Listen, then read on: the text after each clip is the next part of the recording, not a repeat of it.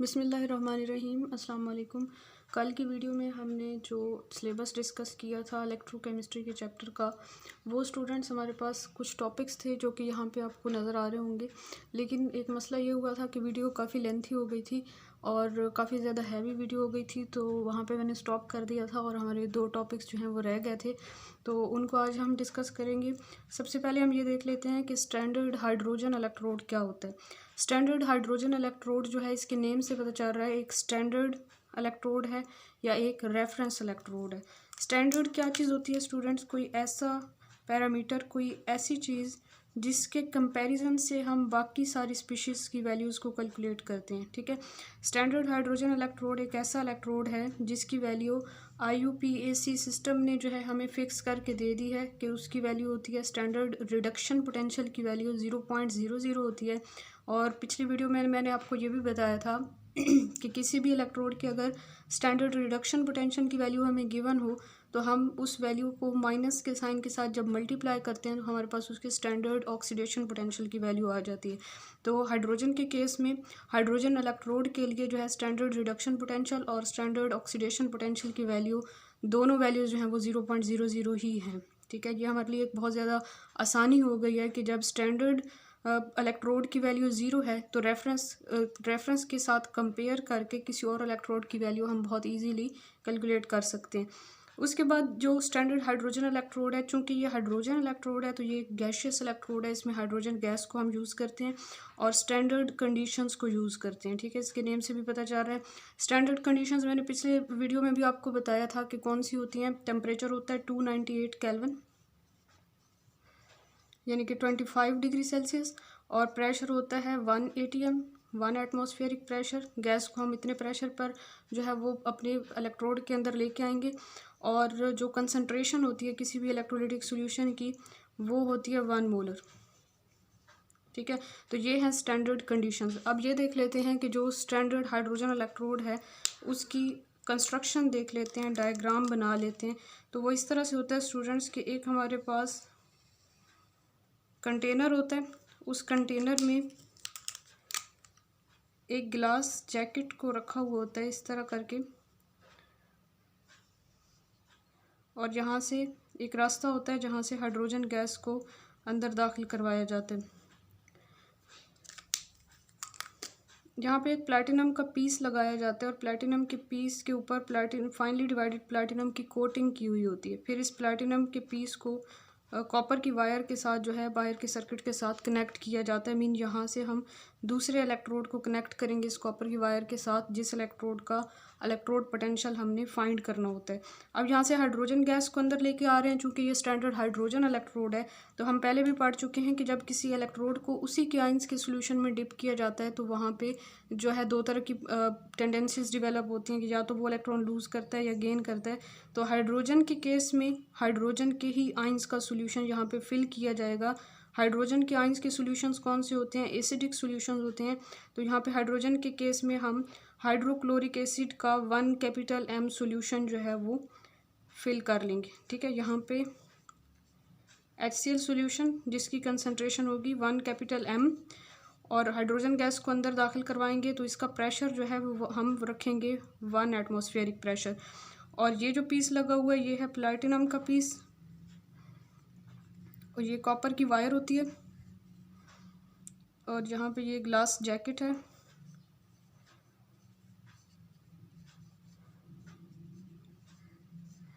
तो इस तरह से ये इसकी कंस्ट्रक्शन पूरी हो जाती है। याद रखना है आप लोगों ने कि जो प्लैटिनम है उसका यहाँ पे काम क्या है। प्लैटिनम का काम होता है हाइड्रोजन, चूँकि यहाँ पे हाइड्रोजन गैस अंदर आ रही है, हाइड्रोजन जो है वो मॉलिक्यूलर फॉर्म में है और यहाँ पे इसके आयंस होंगे H पॉजिटिव आयन की सूरत में भी सोल्यूशन में होगी।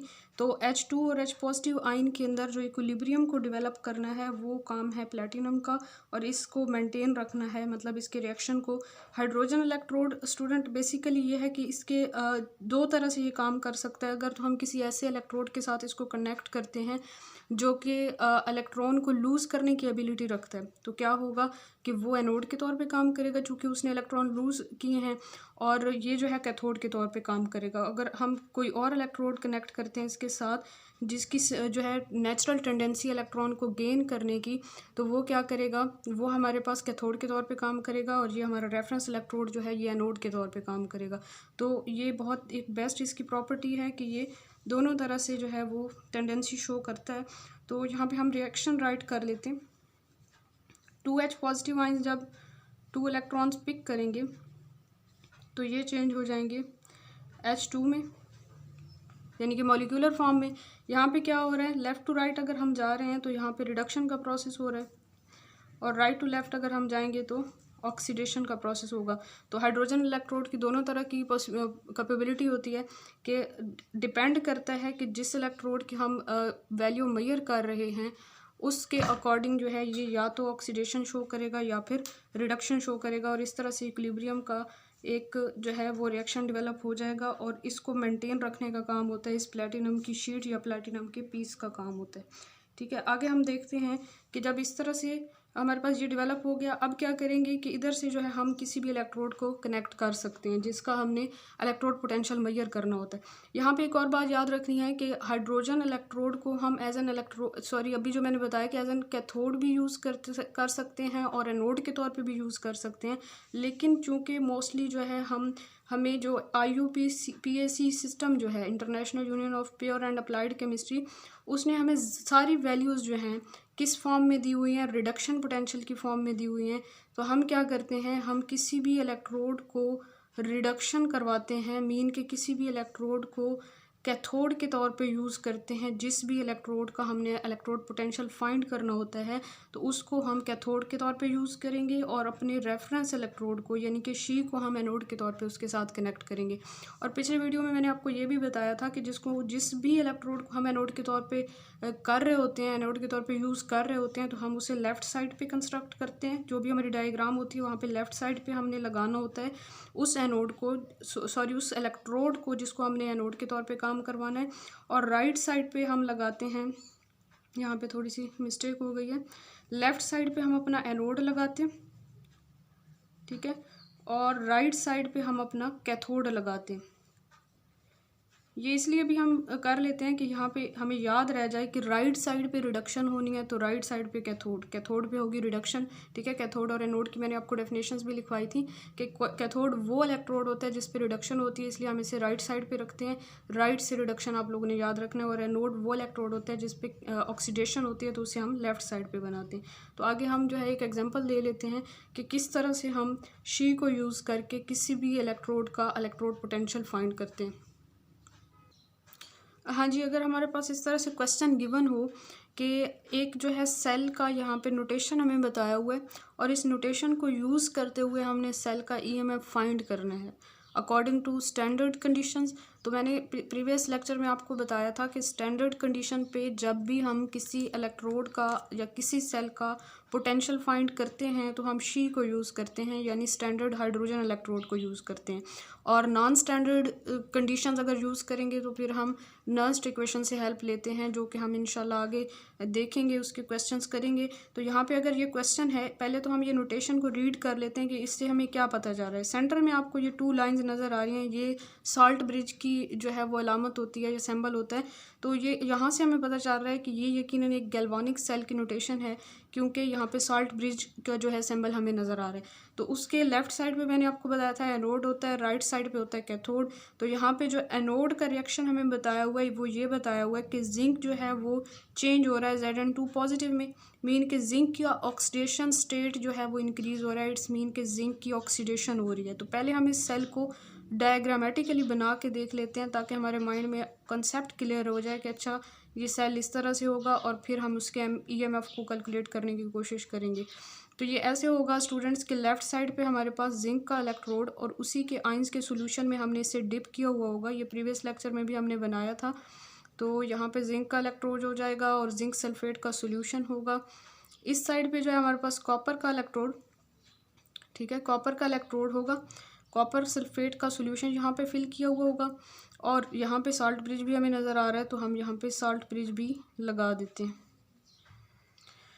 ठीक है, फिर हम ऐसा करेंगे कि एक वायर के ज़रिए यहाँ पे गैल्वानिक वोल्ट मीटर को या गैल्वानोमीटर को कनेक्ट करेंगे, दोनों इलेक्ट्रोड को आपस में जोड़ देंगे। फिर क्या करना है, अब अकॉर्डिंग टू दिस हमें समझ आ गई कि जिंक पे ऑक्सीडेशन हो रही है, जिंक के एटम्स इलेक्ट्रोड के ऊपर अपने इलेक्ट्रॉन्स को छोड़ते जा रहे हैं और ख़ुद वो सोल्यूशन में चले जाएंगे। मीन ऑक्सीडेशन का प्रोसेस जो है वो लेफ़्ट साइड पे हो रहा है और जो राइट साइड है, राइट साइड पे रिडक्शन का प्रोसेस होगा, यानी कि कॉपर के पॉजिटिव आयन जो उसके सोल्यूशन में मौजूद थे वो 2 इलेक्ट्रॉन्स पिक करेंगे और Cu न्यूट्रल एटम में चेंज होके इस इलेक्ट्रोड के ऊपर जमा होना शुरू हो जाएंगे, डिपॉजिट होते जाएंगे, यहाँ पे डिस्चार्ज हो जाएंगे और उनकी रिडक्शन हो जाएगी। तो यहाँ पे ऑक्सीडेशन हो रही है, यहाँ पे रिडक्शन हो रही है। अब हमने फाइंड क्या करना है, हमने EMF ऑफ सेल या total potential of cell find करना है। उसके लिए मैंने आपको प्रीवियस लेक्चर में एक इक्वेशन भी लिखाई थी कि total potential of cell equal होता है potential of right half cell minus standard potential of left half cell. ठीक है, ये हमारे पास इक्वेशन थी और ये किस फॉर्म में थी, ये रिडक्शन पोटेंशियल की फॉर्म में थी, मतलब standard reduction potential of right half cell minus standard reduction potential of left half cell, या फिर हम कह सकते हैं कि standard reduction potential of cathode minus standard reduction potential of anode. इस इक्वेशन को हम यहाँ तक छोड़ेंगे और फिर अब हम इसका सोल्यूशन करेंगे इस क्वेश्चन का। तो सोल्यूशन किस तरह से करेंगे स्टूडेंट्स, कि मैंने आपको ये भी बता दिया था कि शी के साथ हम किसी हाफ सेल को कनेक्ट करते हैं, एक न्यू सेल डेवलप करते हैं और उस सेल से हम उस हाफ सेल का पोटेंशियल फाइंड करते हैं। तो यहाँ पे हम सबसे पहले जिंक का सेपरेटली कर लेंगे और कॉपर का सेपरेटली जो है वो हम पोटेंशियल फाइंड करेंगे। इस तरह से हम लाइन लगा लेते हैं, एक तरफ जिंक का कर लेते हैं और एक तरफ कॉपर का कर लेते हैं। तो यहाँ पे ऑपरेटर्स पहले बनाते हैं। थोड़ी देर पहले मैंने आपको ये भी बता दिया कि हम क्या करेंगे, शी को हमेशा लेफ़्ट हैंड साइड पे लगाएंगे। तो यहाँ पे हम शी वाला इलेक्ट्रोड लगा देंगे, यानी कि स्टैंडर्ड हाइड्रोजन इलेक्ट्रोड। ये इसका एयर जैकेट है, यहाँ पे प्लेटिनम का पीस होगा जिसको हम कॉपर की वायर के साथ कनेक्ट करेंगे। यहाँ से हाइड्रोजन गैस को हम फिल करेंगे अंदर और इधर जो है वो हाइड्रोजन के आयन का सोल्यूशन फिल किया हुआ होगा, यानी कि HCl solution at 1 molar concentration. ठीक है, और यहाँ पे लेट्स सपोज पहले हम जिंक का पोटेंशियल फाइंड करते हैं। तो यहाँ पे जिंक का इलेक्ट्रोड लगाएंगे। ठीक है, जिंक का इलेक्ट्रोड लगाएंगे, यहाँ पे जिंक सल्फेट का सोल्यूशन फिल करेंगे, यहाँ से साल्ट ब्रिज के ज़रिए इसको कनेक्ट करेंगे। साल्ट ब्रिज के फंक्शंस इंशाल्लाह मैं आपको गैल्वानिक सेल वाले टॉपिक में एक्सप्लेन करूँगी। और यहाँ से हम वोल्ट मीटर के साथ इसे कनेक्ट कर देंगे। ये हमारे पास जिंक हाफ सेल को हमने शी के साथ कनेक्ट किया और हमारे पास एक सेल कंस्ट्रक्ट हुआ जिसमें लेफ़्ट हैंड साइड पे हमारे पास स्टैंडर्ड हाइड्रोजन इलेक्ट्रोड कनेक्ट किया हुआ है और राइट हैंड साइड पे हमारे पास जिंक इलेक्ट्रोड है। राइट हैंड साइड पे रिडक्शन होगी। ठीक है, तो हमारे पास जो है टोटल इस सेल का पोटेंशियल क्या होगा, इस सेल के पोटेंशियल के लिए हम इक्वेशन इस तरह से लिख सकते हैं कि E0 of cell will be equal to E0 of right half cell minus E0 of left half cell. ठीक है, ये वही वाली इक्वेशन मैंने यहाँ पे कॉपी कर ली। इस सेल के केस में क्या होगा, हाइड्रोजन का हमें स्टैंडर्ड हाइड्रोजन इलेक्ट्रोड का पोटेंशियल आयोपिक सिस्टम ने बताया हुआ है जो कि होता है 0.00 माइनस यहाँ पे हमारे पास जो है वो इसका जिंक का क्या होता है। करेंगे क्या, इस सर्किट को जब हम कंप्लीट कर लेंगे, ये सेल कंस्ट्रक्ट हो जाएगा, तो यहाँ से वोल्ट मीटर हमें रीडिंग देगा। ठीक है, वोल्ट मीटर जो है वो पहले अगर उसका नीडल जो है वो 0 पे था तो वो 0 से पीछे की तरफ भी डिफ्लेक्ट हो सकता है, आगे की तरफ भी डिफ्लेक्ट हो सकता है। डिपेंड करता है कि यहाँ पे जो इलेक्ट्रोड हमने कनेक्ट किया है उसकी क्या एबिलिटी है, उसकी क्या टेंडेंसी है इलेक्ट्रॉन लूज़ करने की है या इलेक्ट्रॉन गेन करने की है। तो जिंक के केस में स्टूडेंट्स अब तक हम काफ़ी बार डिस्कस कर चुके हैं, अब तक काफ़ी बार रिपीट हो चुका है कि जिंक की नेचुरल टेंडेंसी होती है इलेक्ट्रॉन लूज़ करने की। और यहाँ पे हम जिंक को चूँकि राइट हैंड साइड पे लगा रहे हैं तो यहाँ पे जिंक ने इलेक्ट्रॉन को गेन करना है। तो क्या होगा कि इसकी नेचुरल टेंडेंसी के उलट बात हो रही है। तो इलेक्ट्रॉन गेन करने की वजह से यहाँ पे जो हमारे पास वोल्ट मीटर है उसका नीडल जो है वो 0 से पीछे की तरफ मूव करेगा, मीन के माइनस में वैल्यू आ जाती है। उस वैल्यू को जब नोट किया गया प्रैक्टिकली, जब इसको कंस्ट्रक्ट करने के बाद वैल्यू निकाली गई तो वो हमारे पास वैल्यू आ जाती है -0.76। ठीक है, -0.76 क्या वैल्यू है? जिंक के रिडक्शन पोटेंशियल की वैल्यू है। और यही हमारे पास टोटल सेल की वैल्यू होगी, क्योंकि शी की वैल्यू हमारे पास 0 है और जिंक इलेक्ट्रोड के रिडक्शन पोटेंशियल की वैल्यू -0.76 है। तो इस सारे सेल की वैल्यू हमारे पास क्या आ जाएगी? -0.76। और बेसिकली वो किस इलेक्ट्रोड की वैल्यू के रिडक्शन पोटेंशियल की वैल्यू है? वो हमारे पास जिंक इलेक्ट्रोड की रिडक्शन पोटेंशियल की वैल्यू है। ठीक है, तो यहाँ पे हमारे पास जिंक इलेक्ट्रोड के रिडक्शन पोटेंशियल की वैल्यू है, यानी कि रिडक्शन हुई है। तो Zn2 पॉजिटिव आयंस जो हैं वो चेंज हुए होंगे Zn में, तभी तो उनकी रिडक्शन हुई, क्योंकि ऑक्सीडेशन स्टेट डिक्रीज होती है रिडक्शन में। तो ये इस तरह से हमारे पास जिंक का रिडक्शन पोटेंशियल की वैल्यू आ गई। फिर हम ऐसा करते हैं, एक और सेल जो है यहाँ पे कंस्ट्रक्ट करते हैं। शी को उसी तरह लेफ्ट हैंड साइड पे लगाएंगे और यहाँ पे हम अपना वो इलेक्ट्रोड लगाएंगे जिसका पोटेंशियल हमने फाइंड करना है। ठीक है, यानी कि कॉपर इलेक्ट्रोड।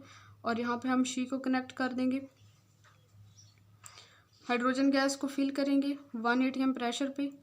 और यहाँ पे प्लेटिनम की एक छोटा सा पीस लगा हुआ होगा और यहाँ से कॉपर की वायर के साथ वायर के सर्किट से कनेक्ट करेंगे। यहाँ पे हाइड्रोजन के आयंस के सॉल्यूशन को फिल करेंगे, यानी कि हाइड्रोक्लोरिक एसिड का सॉल्यूशन 1 M कंसंट्रेशन में। और इसको कॉपर के इलेक्ट्रोड को हम यहाँ से वायर के ज़रिए शी के साथ कनेक्ट करेंगे। सेंटर में हम वोल्ट मीटर लगा देंगे और यहाँ कॉपर के इलेक्ट्रोड को हम कॉपर सल्फेट के सॉल्यूशन में डिप करेंगे। ठीक है, मतलब उसके अपने आयंस के सॉल्यूशन में डिप करेंगे और दोनों इलेक्ट्रोलाइटिक सॉल्यूशंस के दरमियान कनेक्शन डेवलप करने के लिए यहाँ पे साल्ट ब्रिज लगा देंगे।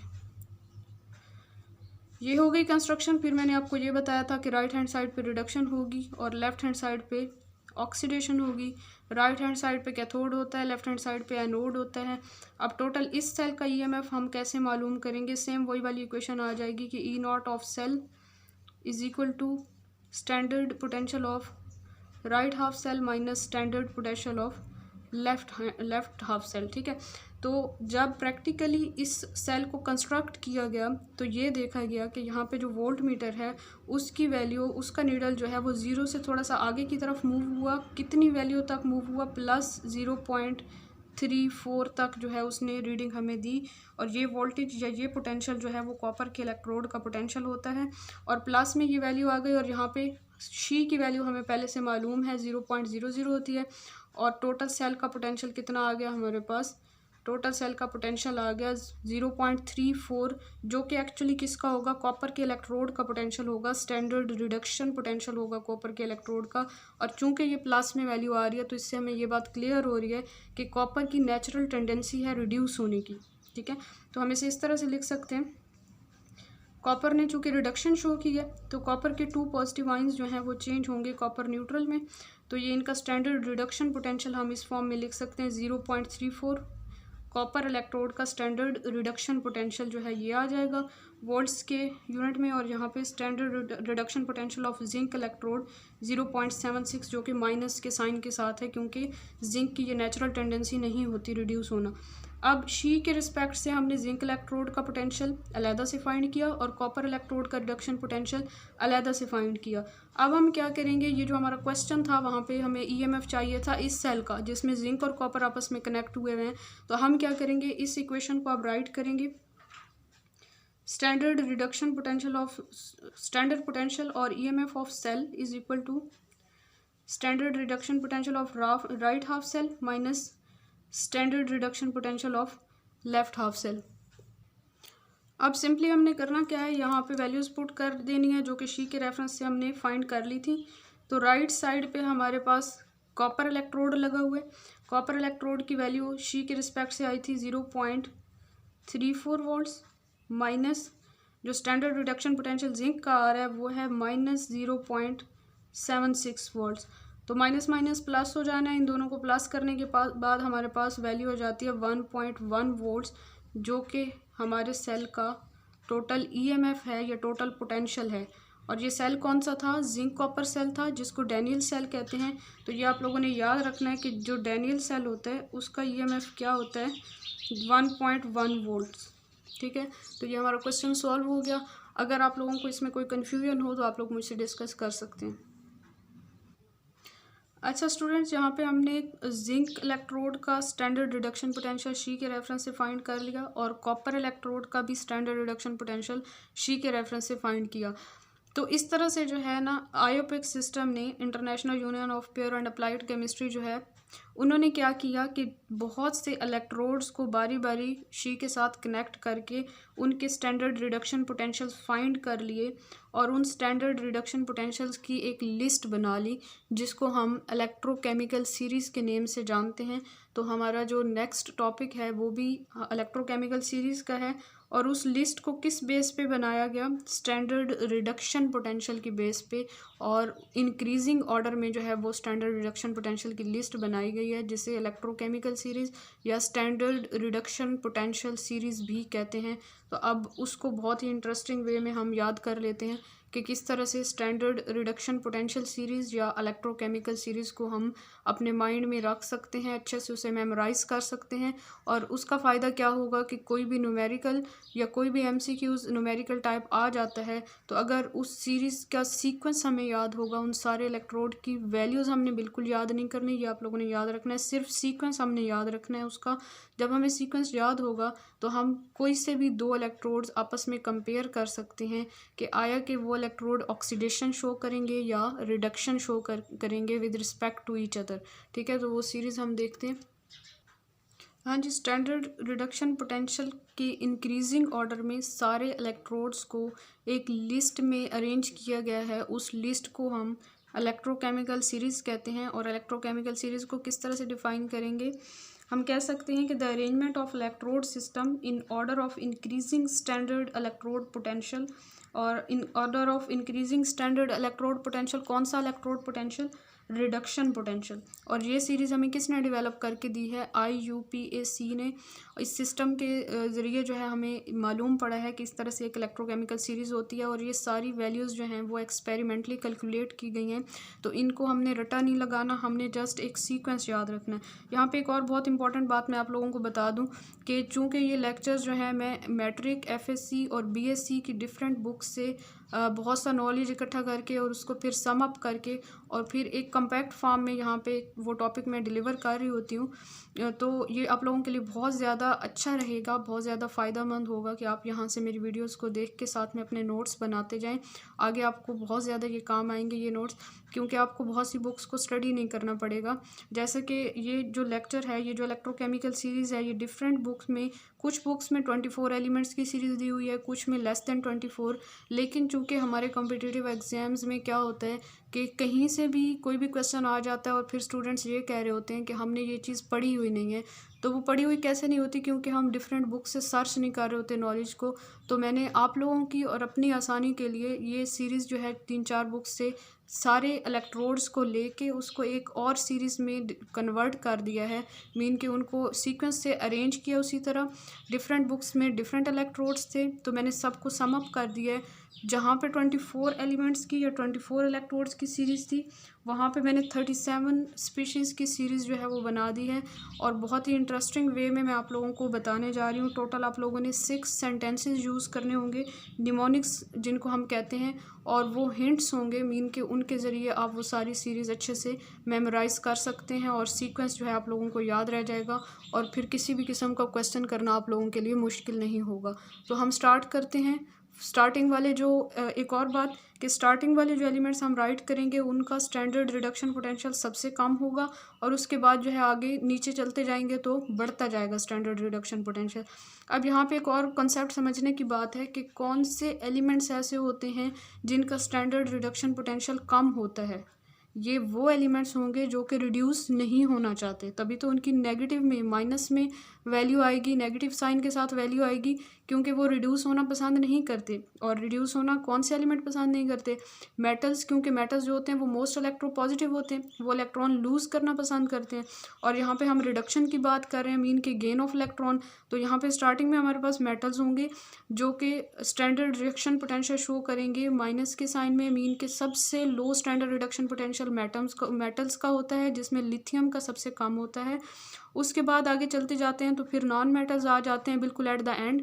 अब नॉन मेटल्स का स्टैंडर्ड रिडक्शन पोटेंशियल सबसे ज़्यादा होता है, जैसे कि फ्लोरीन है, उसका मोस्ट हाई होता है स्टैंडर्ड रिडक्शन पोटेंशियल, सबसे ज़्यादा प्लस में उसकी वैल्यू आती है। तो उसकी वजह क्या होती है, क्योंकि जो फ्लोरीन है वो इलेक्ट्रॉन गेन करना पसंद करता है और ये एलिमेंट जो है मोस्ट इलेक्ट्रोनेगेटिव है, तो इसीलिए जो है स्टैंडर्ड रिडक्शन पोटेंशियल की वैल्यू इसकी सबसे ज़्यादा होती है, मीन कि इसकी नेचुरल टेंडेंसी है इलेक्ट्रॉन गेन करने की। तो ये सीक्वेंस याद रखना है कि स्टार्टिंग में हमारे पास मेटल्स आएंगे और एट द एंड जो है वो हमारे पास नॉन मेटल्स आ जाएंगे। स्टार्ट वाले एलिमेंट्स जो हैं वो ऑक्सीडाइज होना पसंद करते हैं, इसलिए उनका रिडक्शन पोटेंशियल माइनस में होगा। फिर सेंटर में कहीं जाके हाइड्रोजन ने आ जाना है जिसका स्टैंडर्ड रिडक्शन पोटेंशियल फिक्स किया हुआ है 0, और उसके बाद जो है वो नॉन मेटल्स, और नॉन मेटल्स के जो है वो प्लस में आ जाते हैं स्टैंडर्ड रिडक्शन पोटेंशियल। और यहाँ से हम ऑक्सीडाइजिंग एजेंट्स और रिड्यूसिंग एजेंट्स का भी कॉन्सेप्ट समझ सकते हैं कि चूंकि स्टार्टिंग वाले एलिमेंट्स जो हैं वो इलेक्ट्रॉन गेन करने की बजाय इलेक्ट्रॉन लूज़ करना पसंद करते हैं, तो इट्स मीन कि वो अपनी ऑक्सीडेशन करवा रहे होते हैं और लूज़ कर रहे होते हैं इलेक्ट्रॉन, तो दूसरे एलिमेंट्स की रिडक्शन करवा रहे होते हैं। तो वो क्या होंगे, वो हमारे पास गुड रिड्यूसिंग एजेंट्स होंगे। और जो एंड वाले एलिमेंट्स होंगे वो इलेक्ट्रॉन गेन करना पसंद करते हैं, मीन कि वो अपनी रिडक्शन करवाएंगे और जिस स्पीशीज से इलेक्ट्रॉन लेंगे उसकी ऑक्सीडेशन करवा देंगे। तो एट द एंड सीरीज़ में जो नीचे वाले एलिमेंट्स होंगे जिनका रिडक्शन पोटेंशियल प्लस के साइन में होगा, हाई होगा, वो हमारे पास गुड ऑक्सीडाइजिंग एजेंट्स होंगे। मीन के रिड्यूसिंग एजेंट जो है वो ऊपर की तरफ बढ़ता जाएगा, रिड्यूसिंग एजेंट्स का ऑर्डर जो होगा, ठीक है, और ऑक्सीडाइजिंग एजेंट्स का ऑर्डर जो होगा वो नीचे की तरफ बढ़ता जाएगा। तो ये बात भी आप लोगों ने याद रखनी है। हाँ जी, इलेक्ट्रोकेमिकल सीरीज़ की जो फर्स्ट 7 इलेक्ट्रोड्स हैं उनको मैंने यहाँ पे राइट किया है और उसके लिए आपने निमोनिक याद करना है। यहाँ पे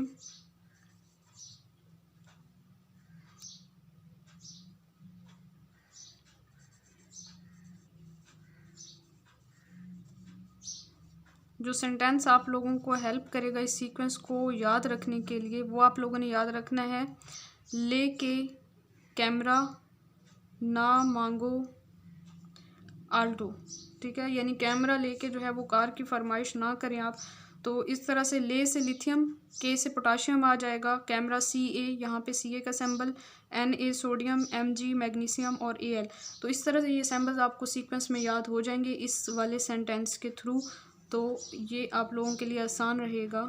और अगर क्वेश्चन में कोई से भी दो आपके पास इलेक्ट्रोड्स आ जाते हैं, लेट्स सपोज कि आपके पास पोटाशियम आ जाए और साथ में जो है यहाँ से एल्यूमिनियम आ जाए, तो इन दोनों को अगर कंपेयर करना हो तो आप क्या कह सकते हैं कि चूंकि सीरीज़ में पोटाशियम ऊपर है तो इसका स्टैंडर्ड रिडक्शन पोटेंशियल लो होगा और एल्यूमिनियम जो है वो नीचे है तो उसका स्टैंडर्ड रिडक्शन पोटेंशियल हाई होगा। As compare to potassium aluminium जो है वो रिड्यूस होना पसंद करेगा। मीन के इन दोनों के कंपैरिजन से देखें तो वैसे तो ये दोनों मेटल्स हैं, इलेक्ट्रोपॉजिटिव हैं, इलेक्ट्रॉन लूज़ करना पसंद करेंगे, लेकिन आपस में इनकी टेंडेंसी चेक करें तो ये ज़्यादा इलेक्ट्रोपॉजिटिव होगा और ये थोड़ा उससे कम इलेक्ट्रोपॉजिटिव होगा, ठीक है। उसके बाद वाटर को एज सच याद कर लेना है, इसको जो है वो हम अपने सेंटेंस में शामिल नहीं कर रहे। तो यहाँ तक एक सेंटेंस आपका हो गया। ये फर्स्ट निमोनिक है जो कि आप लोगों ने इन फर्स्ट 6 इलेक्ट्रोड्स के लिए याद करना है। जी स्टूडेंट, सेकंड निमोनिक मैंने फोर इलेक्ट्रोड्स के लिए जो है वो बनाया है और सेकंड हमारा जो निमोनिक है वो है जिंक, क्रोमियम, आयरन और कैडमियम के लिए। ये सेंटेंस आप लोगों ने याद रखना है। जुनेरा क्राइंग फॉर में जो है ई आपने खुद से लगा लेना है आयरन के लिए, फॉर अकेडमी में सी एंड डी ले लेना है। तो इस तरह से जुनेरा का जेड एन, क्राइंग का सी आर, फॉर में एफ और ई खुद से लगा लेना है, for academy C D.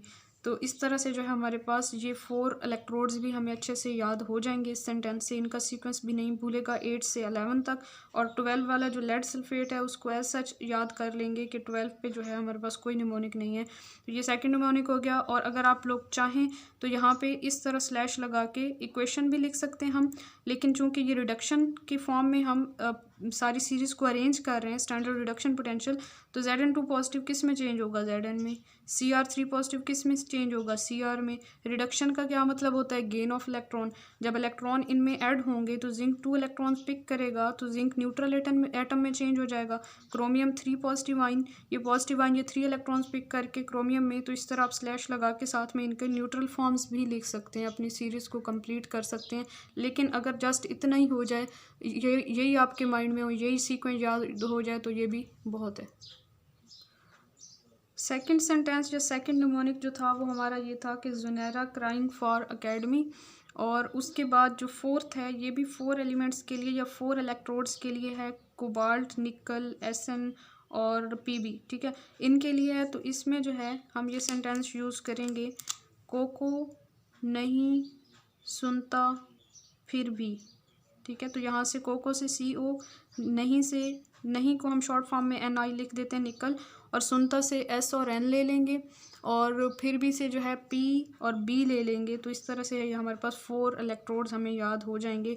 Mean की जुनैरा रो रही थी कि उसने एकेडमी में एडमिशन लेना था, और कोको जो है वो उसका भाई है, तो वो उसकी बात नहीं सुन रहा, ठीक है। तो ये हमारा थर्ड निमोनिक हो जाएगा। और उसके बाद हाइड्रोजन को हम इसी तरह याद कर लेंगे। 17 नंबर पे हाइड्रोजन ने आ जाना है, और इसका स्टैंडर्ड रिडक्शन पोटेंशियल हमें IUPAC ने क्या बता दिया, 0.00।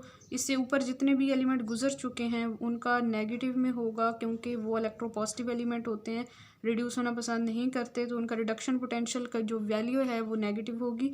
और जो इससे हाइड्रोजन से आगे जितने भी एलिमेंट्स होंगे 37, जो मैंने 37 तक सीक्वेंस एक बताना है आपको, उन सब का रिडक्शन पोटेंशियल जो होगा उसकी वैल्यू पॉजिटिव होगी। तो हाइड्रोजन के रेफरेंस से इनको ये अरेंज किया गया था। तो इस तरह से हमारे पास ये सीरीज़ डेवलप होती जाएगी। नेक्स्ट देखते हैं। हाँ जी, नेक्स्ट सेंटेंस जो है नंबर 4 निमोनिक हमारे पास है, SO4 negative, SN4 positive, Cu2 positive and NiO2। ये जो 18 से 20 तक इलेक्ट्रोड्स अरेंज किए गए हैं, इसके लिए एक सेंटेंस याद करना है आप लोगों ने, सफ़ीर सुनो क्यों नहीं पढ़ते हो। सफ़ीर से आप लोगों ने सल्फेट आयन याद रखना है, सुनो में से S और N ले लेना है, क्यों को Cu लिख देना है हमने, ताकि हमें याद रहे कि ये कॉपर के लिए था, और नहीं पढ़ते हो से Ni और O ले लेना है, ठीक है। नेक्स्ट क्यों, फिर दोबारा से Cu। नेक्स्ट सेंटेंस, ये नेक्स्ट निमोनिक स्टार्ट हो रहा है नंबर 5। नेक्स्ट सेंटेंस मतलब सेंटेंस नंबर 5 होगा हमारा, क्यों इतने से I ले लेना है आयोडीन के लिए, Fe3 पॉजिटिव। इरिटेट से जो है ना आपने आयरन याद रखना है, ठीक है। आयरन से फिर आपको याद रह जाएगा कि यहाँ पे इसका सिंबल होगा। और उसके बाद सिल्वर के लिए लग रहे से आपने Ag ले लेना है, हो जी से H और G ले लेना है, यानी कि मरकरी का सिंबल। और NO3 नेगेटिव के लिए नो ऑब्जेक्शन से आप NO ले लें, या यहाँ से N और यहाँ से O ले लें। और फिर आगे ब्रो में से Br ब्रोमीन के लिए और ऑक्सीजन के लिए O, ये एक साथ मैंने लिख दिया, ठीक है। क्यों इतने इरिटेट लग रहे हो जी, नो ऑब्जेक्शन ब्रो, मतलब कि भाई से पूछा जा रहा है कि क्यों इतने जो है वो आप उदास लग रहे हैं, इतने जो है वो उखड़े से लग रहे हैं, इतने इरिटेट लग रहे हैं। और साथ में ये भी कहा हुआ है कि नो ऑब्जेक्शन, मीन कि आपने जो है इस पर कोई वो ऑब्जेक्शन नहीं देना, नाराज़ नहीं होना ब्रो, और बताना भी है कि क्या मसला है। तो इस सेंटेंस से नंबर 5 निमोनिक हमारा बन जाएगा, और ये 22 से 29 तक एलिमेंट्स जो है हमें सीक्वेंस में याद हो जाएंगे। हाँ जी, नेक्स्ट जो है हमारा लास्ट निमोनिक है नंबर 6 सेंटेंस, जो हमने याद रखना है, और इससे हमारी सीरीज़ कंप्लीट हो जाती है। ये बिल्कुल आखिरी वाले जहाँ पे इलेक्ट्रोड्स मैंने लिख दिए हैं। चलो आओ ब्रो, PUBG को मुंह ना लगाओ, हो सकता कल PUBG तुमको फेल करा दे।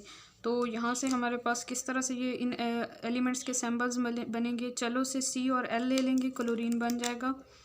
और नेक्स्ट जो है AU के लिए आओ को हमने इसी तरह लिख दिया ताकि हमें याद रहे कि यहाँ पे गोल्ड का सिंबल है। ब्रो से BRO3 बन जाएगा। PUBG को PB और O यहाँ से ले लेंगे, तो PbO2। और MnO4 नेगेटिव के लिए MN और O लेंगे, मुंह ना लगाओ से। और हो सकता कल, सकता को हमने C लाजमी यहाँ पे लिखना है, सकता में K की जगह पे, ताकि जो हमें आसानी रहे HOCl को याद रखने में। तो HO और यहाँ से C और L, हो सकता कल PUBG तुमको, तो यहाँ पे PB और O ले लेंगे, फेल करा दे से F ले लेंगे, ठीक है। तो आप लोगों ने भी गेम्स को और बाकी सारी एक्टिविटीज़ को साइड पे रख के और डेली के लेक्चर को अच्छे से सुनना है और अच्छे से प्रिपरेशन करनी है, ताकि एट द एंड जो है वो आप लोगों को परेशानी ना हो और साथ साथ आप लोगों की तैयारी हो जाए। गुड लक, ये सारा लेक्चर अच्छे से प्रिपेयर करें। इंशाल्लाह नेक्स्ट लेक्चर में मिलेंगे, और तब तक जो है आपने सारे पिछले टॉपिक्स कवर कर लेने हैं। एक और बात भी आप लोगों को बता दूं कि जब हमारा चैप्टर इंशाल्लाह कंप्लीट हो जाएगा, तो फिर जो है अपने व्हाट्सएप ग्रुप में मैं आप लोगों को कुछ मटेरियल प्रोवाइड कर दूंगी प्रैक्टिस के लिए, उन क्वेश्चंस की। आप लोग जब प्रैक्टिस करेंगे इन सारे लेक्चर्स को, इन सारे टॉपिक्स को जब आप प्रैक्टिकली अप्लाई करेंगे, तो आपके कंसेप्ट ज़्यादा अच्छे से क्लियर होंगे, और फिर जो है आगे चलेंगे नेक्स्ट चैप्टर की तरफ। तो अपना बहुत ख्याल रखें। Thank you so much. अल्लाह हाफिज़।